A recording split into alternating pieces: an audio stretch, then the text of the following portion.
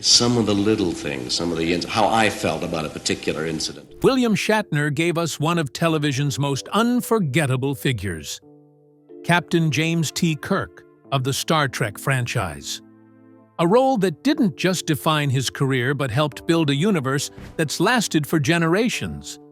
But now, at 94, the icon is saying something that stopped fans in their tracks. He wants it to end. So what exactly does William Shatner want to end? And why now? Join us as we untangle William Shatner's words and the weight they carry for Captain Kirk, Star Trek, and the legacy he leaves behind. The childhood, choices, and the moments that made Captain Kirk. William Shatner entered the world on March 22, 1931, in Montreal's Notre-Dame-de-Grâce neighborhood, a place that shaped him long before fame ever found him. He was raised in a conservative Jewish household, where tradition, discipline, and survival stories lived quietly in the background.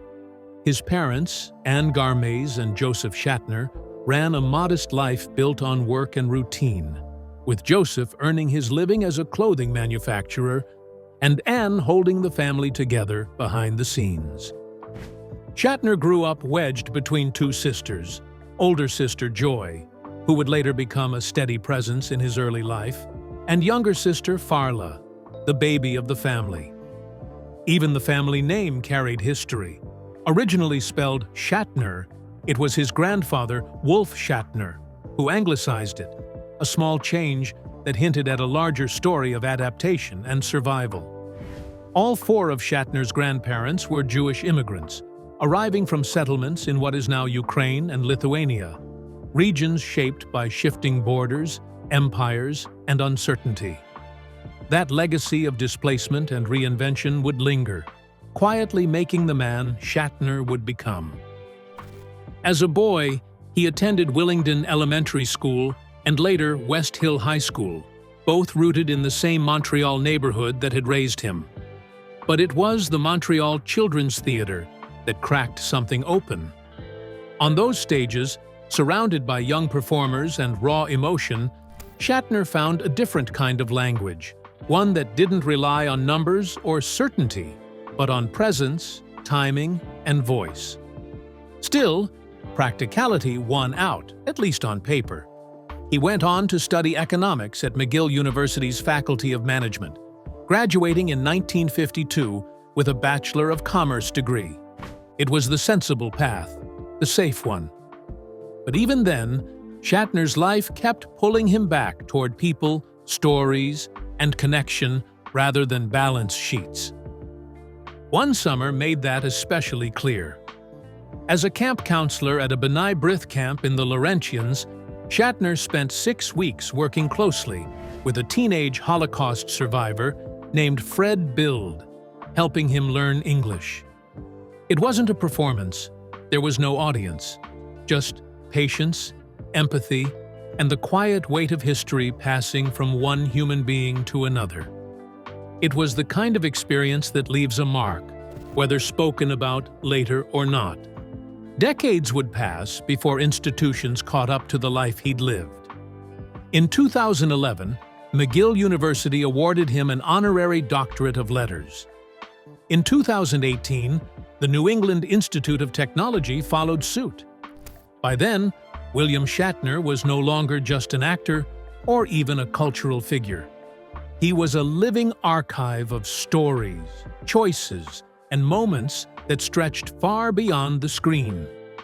And all of it began there, in Montreal.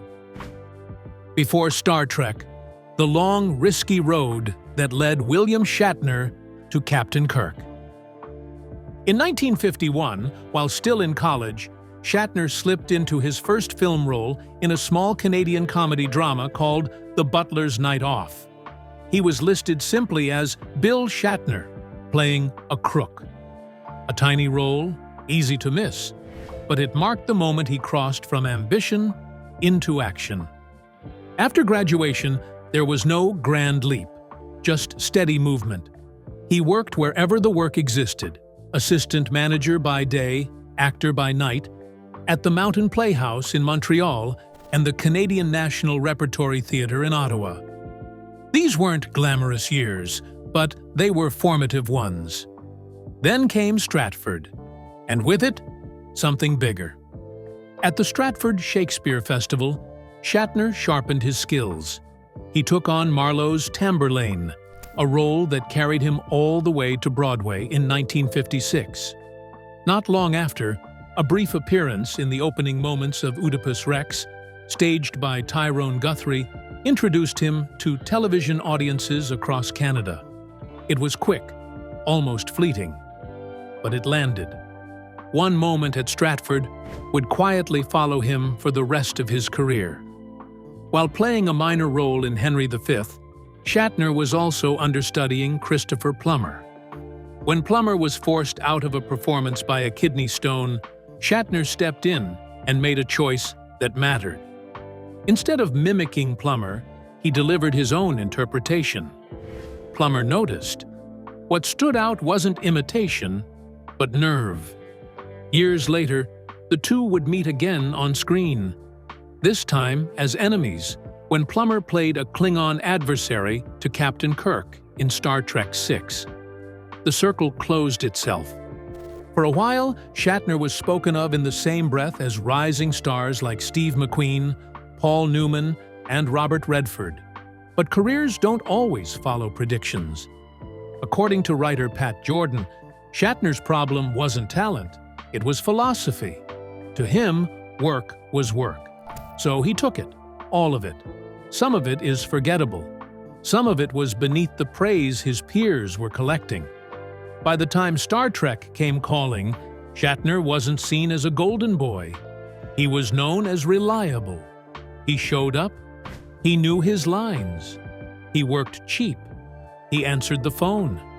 In 1954, he left Stratford and headed to New York, chasing Broadway with the same determination.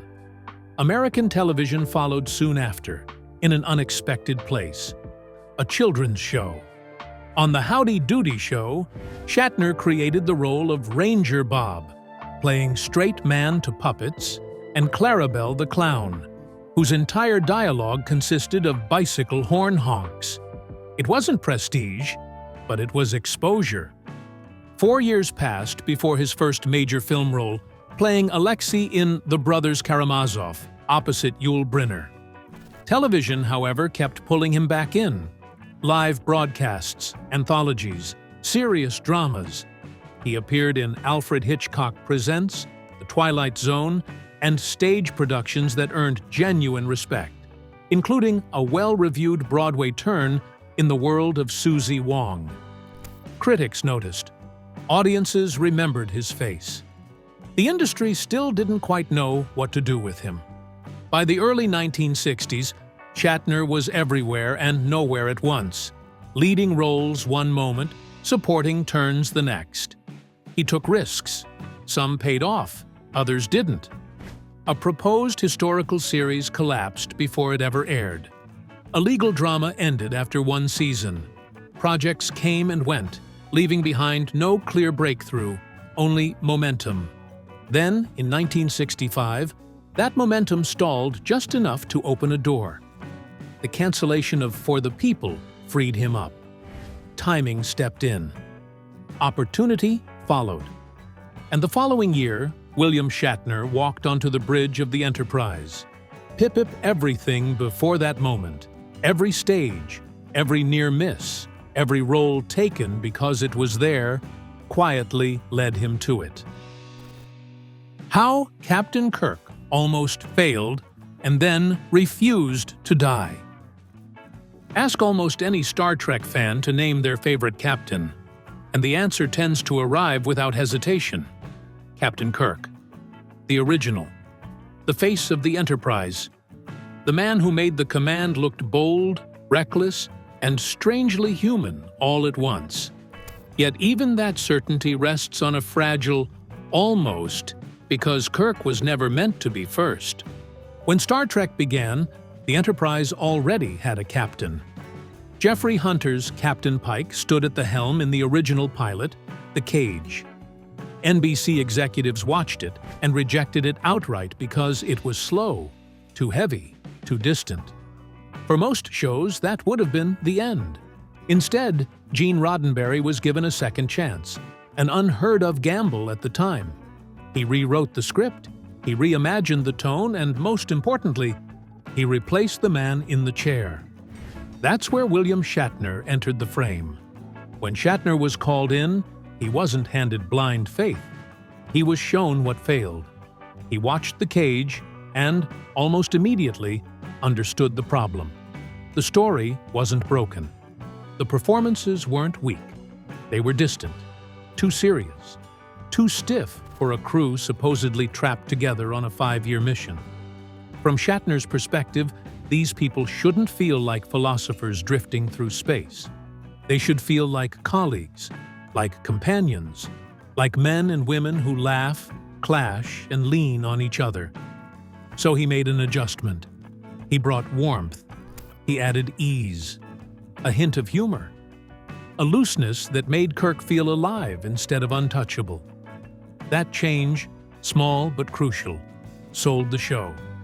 From 1966 to 1969, Shatner sat in the captain's chair of the USS Enterprise, steering a series that never truly dominated ratings, but slowly embedded itself into culture. It lasted only 3 seasons, 79 episodes. On paper, it looked like a modest run. In reality, it planted a flag that television never quite stopped orbiting. One episode, in particular, etched Shatner into history far beyond science fiction. In Plato's Stepchildren, Captain Kirk kissed Lieutenant Uhura. A simple moment, brief, unromantic by today's standards, but in 1968 America, it cracked a wall. The image of a white man kissing a black woman on scripted television sent shock through the country. It wasn't shouted. It wasn't marketed as revolutionary. It just happened. And that mattered. When Star Trek was canceled, the end came without ceremony. No victory lap, no legacy tour, just silence. And for Shatner, that silence was brutal. The years immediately after Kirk were some of the hardest of his life. Casting doors closed, offers dried up.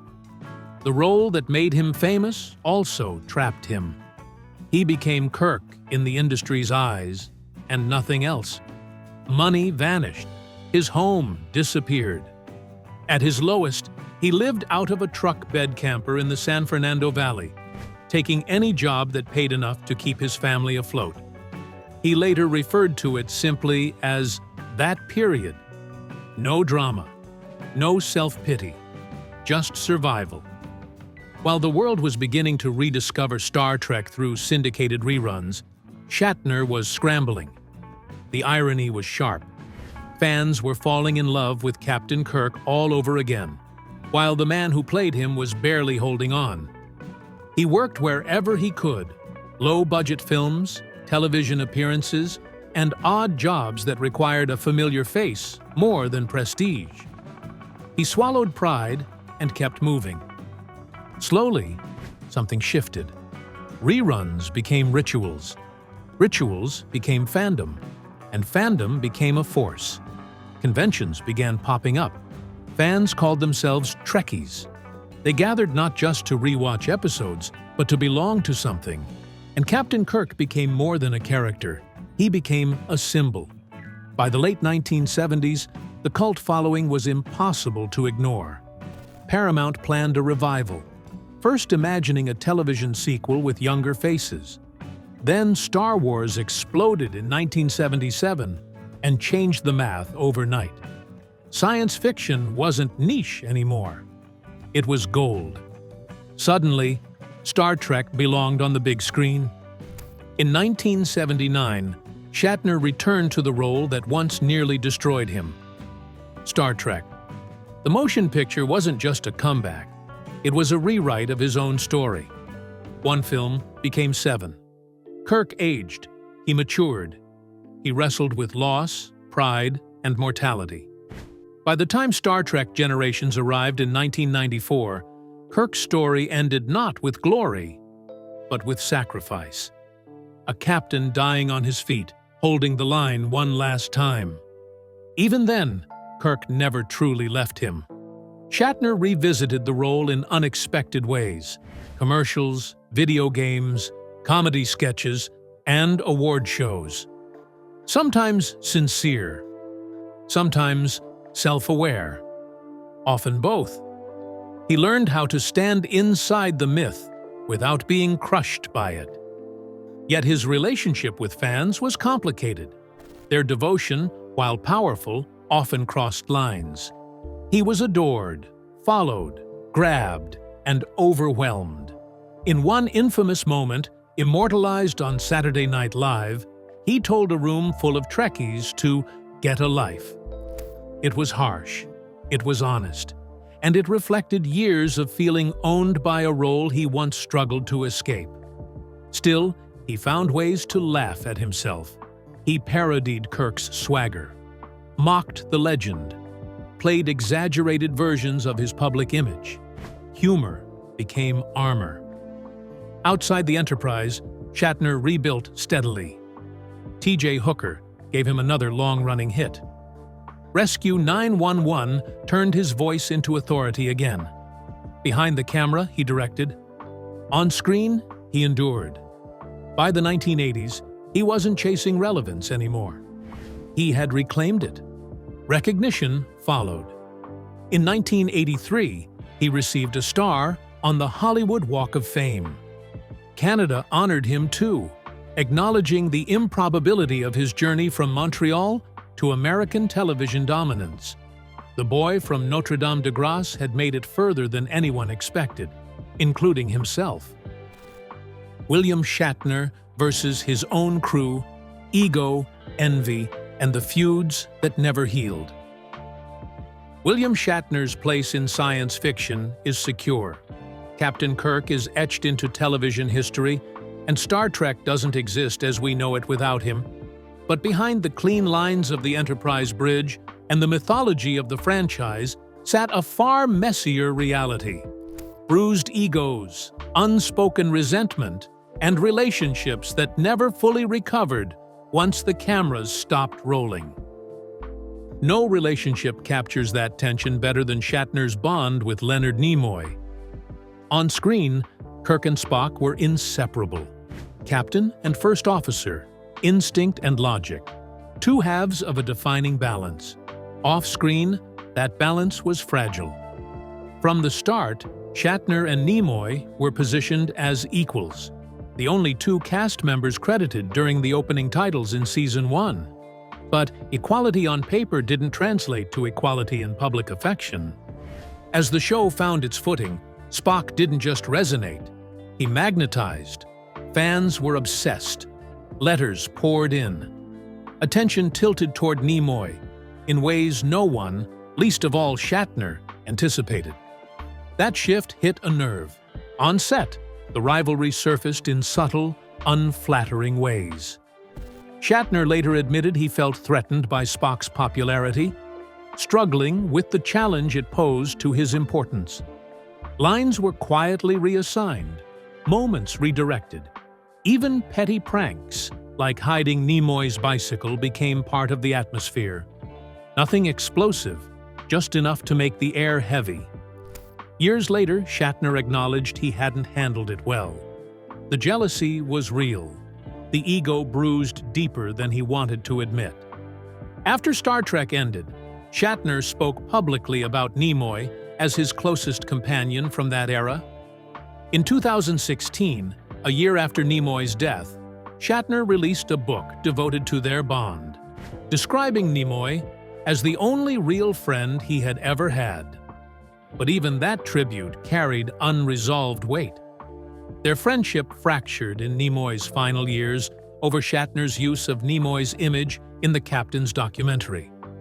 The result was silence. Shatner did not attend the funeral. His children went in his place. Later, he expressed regret over the lack of reconciliation, a powerful reminder that even iconic bonds can break under pride, miscommunication, and time.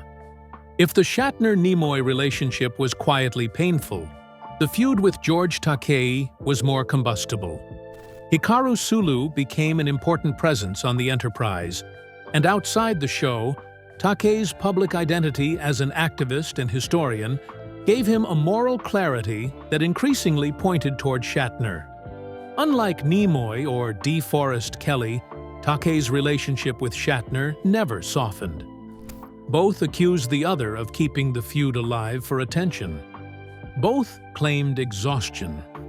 Neither backed down. Takei repeatedly cited Shatner's ego as the core issue, describing him as difficult and uncollaborative. In 2021, tensions reignited when Takei mocked Shatner's Blue Origin spaceflight. Shatner responded sharply, framing Takei and others as decades-long critics motivated by bitterness and envy, making clear he would no longer engage. Takei traced the tension back to Spock's rise, how one character's magnetism upset the cast's balance. Shatner fired back, questioning why a few actors spent 50 years revisiting grievances, contrasting it with dozens of other productions where no animosity persisted. Fans watched in real time, often with disappointment. The warmth of the show contrasted with the coldness behind the scenes. Then, there was James Doohan. As Scotty, he embodied loyalty and heart, but behind the scenes, frustration followed familiar lines. He felt overshadowed, convinced Shatner's need for attention shaped the scripts and culture. Doohan refused to participate in Shatner's Star Trek Memories books, drawing a clear line. Yet time softened even that edge. By 2004, he and Shatner appeared together one last time at a convention. No reconciliation, no confessions, just two men who chose to stop carrying old grievances. Doohan passed the following year. William Shatner's private battles, illness, love, and the marriages that shaped him. From the bridge of the USS Enterprise to the courtrooms of Boston Legal, William Shatner has spent a lifetime slipping into roles that demanded authority, confidence, and control. Decades passed, genres changed, audiences followed, yet away from the cameras, the story was never quite as steady as the characters he played. In recent years, that contrast has grown sharper. In March 2024, Shatner revealed something deeply personal, a diagnosis of stage 4 melanoma. It began with a lump beneath his right ear. What followed was anything but quiet. Surgeries, immunotherapy, and the sobering reality of facing a serious illness in his 90s. The announcement landed heavily, not because Shatner had ever pretended to be invincible, but because he had spent so much of his life embodying strength for others. As his health struggles came into focus, attention naturally drifted back to the parts of his life that had always lived just outside the spotlight, especially his marriages. Because if Shatner's professional life was defined by endurance, his personal life told a story of love entered boldly and often paid for dearly. His first marriage began before the world knew his name. In 1956, William Shatner married Gloria Rand, a Canadian actress who fell in love with him long before Star Trek ever existed. These were the years of ambition without security, of auditions and uncertainty, of chasing work wherever it appeared. Together, they had 3 daughters: Leslie in 1958, Elizabeth in 1961, and Melanie in 1964. Family life arrived quickly, while Shatner's career was still finding its footing. Hollywood demanded everything, and it gave very little back at first. Gloria stayed home with the children while Shatner worked relentlessly, often away for long stretches, chasing roles that might finally make the sacrifices feel worth it. In hindsight, he didn't romanticize that period. He later described the marriage as lopsided, admitting plainly that he wasn't good at being married.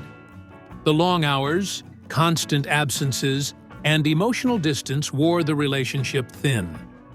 In his autobiography Up Till Now, Shatner reflected on those years with unvarnished honesty. He wrote about trying to support his family while feeling that he was getting very little joy from the marriage itself. Resentment crept in. Misunderstandings hardened. The gap between them widened quietly until there was no easy way back. In 1969, their marriage ended. It closed a chapter defined by youth, struggle, and the cost of ambition taken too early and too fast. 4 years later, Shatner tried again. In 1973, he married actress Marcy Lafferty, entering the relationship as a more established, seasoned figure in the industry. Fame had arrived by then, but so had its pressures. The spotlight was brighter, expectations heavier, and the balance between public life and private stability still difficult to maintain. Marcy was different. She was present, grounded. She shared Shatner's love for horses, a passion that became central to their life together. They bred them, rode them, and invested in them. She also helped raise his daughters from his first marriage, stepping into a role that required patience and emotional steadiness. By many accounts, Marcy provided a sense of continuity Shatner hadn't previously known. Their marriage lasted roughly 23 years, by far his longest. They never had children together, but the relationship endured through shifting careers, aging fame, and changing priorities. When they divorced in 1996, it was widely described as amicable. There were no public explosions, no bitter interviews, just a quiet ending to a long chapter. Even so, the divorce carried its own strange footnote. The settlement reportedly included unusual requests, among them Marcy receiving horse semen from some of Shatner's prized stallions. It was an ending that felt practical rather than dramatic. Two people acknowledging that what once worked no longer did, without turning it into a spectacle. William Shatner's deepest loss and the love he found again. After his marriage to Marcy Lafferty ended, William Shatner did what he had always done when faced with an emotional crossroads. He moved forward, openly, and with his heart exposed. In 1997, he married Noreen Kidd, a model and actress who entered his life with an intensity that felt different from anything that had come before. Shatner didn't hide how deeply he felt about her. He referred to Noreen as the love of his life, his soulmate. Not a phase, not a rebound, a belief. Those closest to him were uneasy.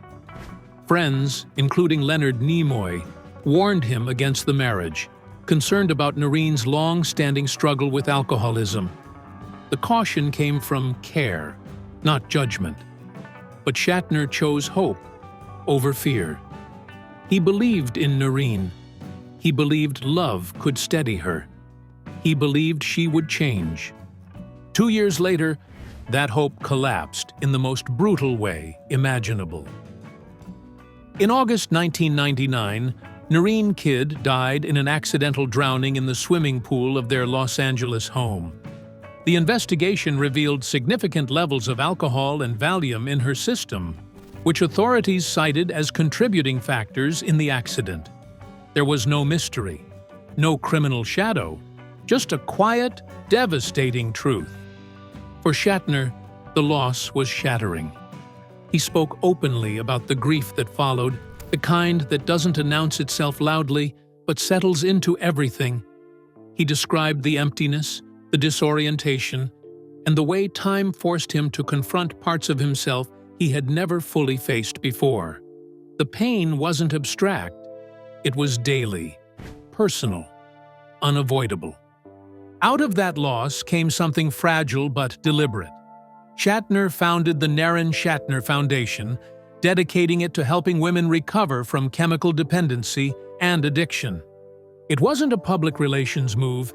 It was a way of keeping Noreen's name tied to something hopeful, something that reached beyond tragedy. Their marriage was brief, but its impact on his life was permanent. For a long time, that chapter stood alone, too painful to follow, too heavy to rush past. Eventually, life moved again. A few years after Noreen's death, Shatner met Elizabeth Anderson Martin, a horse trainer and photographer nearly 27 years his junior. There was no rush this time, just alignment. They married in 2001. The marriage lasted nearly 2 decades, becoming the longest continuous partnership of Shatner's life. Together, they built something stable, away from the chaos that had defined earlier years. But even long marriages can drift under the weight of time. In 2019, Shatner filed for divorce. It was finalized in early 2020. According to Shatner, the separation wasn't driven by bitterness or betrayal. It came down to practicality, age, shifting priorities, health concerns, the quiet strain of schedules that no longer lined up the way they once had. There was no public fallout, just an acknowledgement that the structure of their marriage no longer fit the lives they were living. And yet, the story didn't end there. In 2024, Shatner revealed something unexpected. He shared that he was living with Elizabeth again. Speaking to Parade, he described their relationship as being remarried in effect. No new ceremony, no legal paperwork, just 2 people choosing each other again, without the formality. William Shatner reveals the real reason he wants it to end. For decades, William Shatner has lived in motion. From the bridge of the Enterprise to courtrooms, conventions, sound stages, books, albums, and even space itself, he has rarely slowed down long enough for the noise to catch up with him. But now, at 94, Shatner is talking about endings, not retirement, not death exactly, but something quieter and more personal. Something that's been with him longer than most people realize. It started in 1967. While filming the Star Trek episode Arena, Shatner stood too close to a special effects explosion. At the time, it probably felt like nothing more than another long day on set. Another risk taken in service of the story. But when the sound faded, something didn't return to silence. A ringing settled in his ears and never left. Decades later, Shatner finally put a name to it: tinnitus. In a video for the nonprofit Tinnitus Quest, he explained that the condition had followed him for most of his adult life. Not dramatically, not always loudly. Sometimes it whispered. Other times it roared. For some people, tinnitus is little more than a faint hum in quiet rooms. For others, it becomes relentless, interfering with sleep, concentration, relationships, and mental health. Anxiety, isolation, exhaustion. Shatner didn't dramatize it. He didn't minimize it either. He spoke about years of ups and downs, about learning firsthand how difficult it can become when the noise refuses to stop. The irony wasn't lost on him. A man whose voice had carried authority, comfort, and command for generations living with a sound he couldn't turn off. And yet, even that struggle would soon be eclipsed. In March 2024, Shatner faced something far more immediate than ringing ears. He was diagnosed with stage 4 melanoma. It began with a lump under his right ear, small enough to dismiss, easy to explain away. His family doctor initially believed it was a blockage in the parotid gland, something massage might resolve. But a month passed. Nothing changed.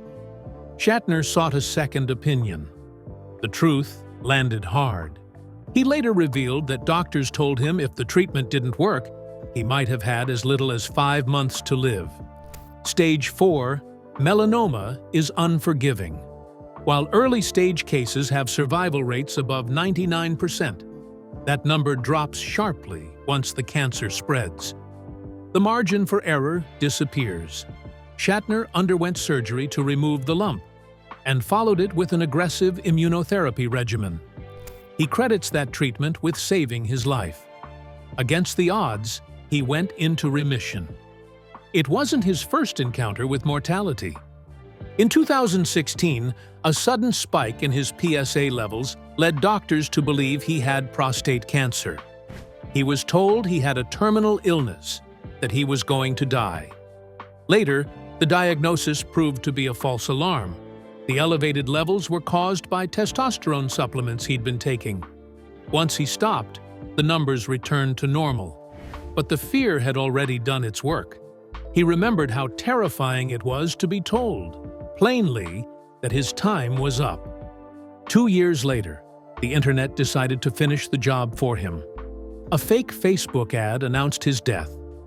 The post was removed, and Shatner responded with dry humor, thanking those who blocked it and reminding everyone that he wasn't planning on dying just yet. Still, the accumulation of near misses leaves a mark. Despite everything, Shatner hasn't stopped working. At 94, he continues to write, perform, record music, and plan projects. He has said outright that he doesn't recognize the concept of retirement. A new album, a book in production. His one-man show was preserved digitally. Forward motion remains his instinct. But when he talks about the end now, it sounds different. He has spoken about what comes after, not with fear, but with intention. He has said that when the time does arrive, he wants his ashes planted beneath a redwood tree. No stone, no monument, just something living, nourished by what remains, continuing on quietly. It's a striking image, one that feels less like surrender and more like resolution. Shatner has also been candid about the financial realities of his early years. Despite Star Trek's eventual cultural dominance, he didn't profit from its reruns in the 1970s because syndication wasn't yet a protected concept. By the time residuals were secured, his marriage was dissolving, he had 3 children, and he was broke. He has said he didn't feel financially safe until the 1970s. The myth came later. The struggle came first. So when William Shatner talks about wanting it to end, it isn't about disappearing. It isn't about quitting. It's about closing a loop that has been running for nearly 60 years. The ringing, the fighting, the constant proving, the sense that he must always be in motion to outrun silence. After tinnitus, after cancer, after being told more than once that death was imminent. Maybe the ending he wants isn't the end of life, but the end of noise. And after everything he's endured, that doesn't sound like defeat at all. Did you like William Shatner's performance in Star Trek? Let us know in the comments below. Don't forget to like, share, and subscribe. Also, click the next video shown on your screen. You will enjoy it.